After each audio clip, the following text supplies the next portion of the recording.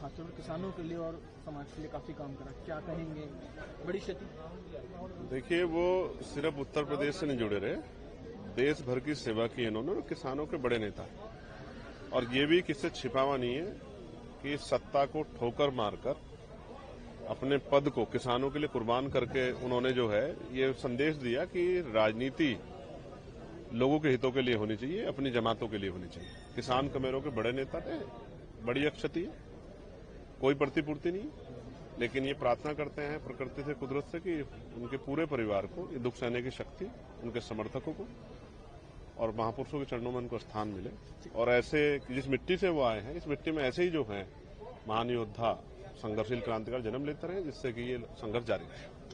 देखिए, सत्यपाल मलिक जी एक निर्भीक और निडर नेता के रूप में उनकी पहचान रही। 5 राज्यों के राज्यपाल रहे, देश के केंद्रीय मंत्री रहे, विधायक रहे, सांसद रहे।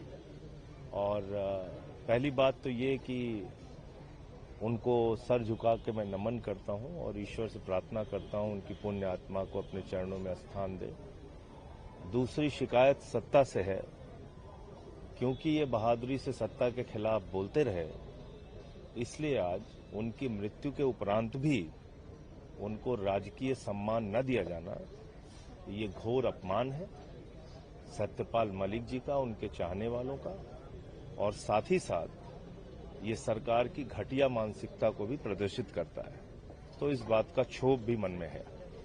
जी, राजकीय सम्मान कहीं न कहीं नहीं मिला, आरएनएल में भी उनके परिवार को स्ट्रगल करना पड़ा इनको वहां रखने। देखिए, आपका वैचारिक विरोध हो सकता है, दलगत विरोध हो सकता है, लेकिन जहां तक मैं समझता हूं, एक लंबे समय तो उसी दल में सेवा की और एक बड़ा स्थान है, एक बड़े पदों को जो है सुशोभित किया है, तो जो राजकीय सम्मान बैठता है वो तो देना चाहिए। वो ना देना जो है, इससे स्पष्ट होता है कि उनकी सबसे बड़ी गलती ये थी कि उन्होंने किसानों की आवाज उठाई।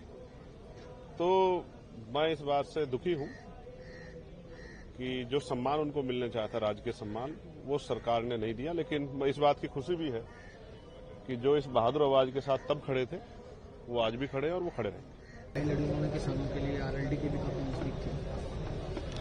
देखिए, देश की राजनीति में एक बहुत बड़े योद्धा के जाने से एक आवाज आज समाप्त हो गई है।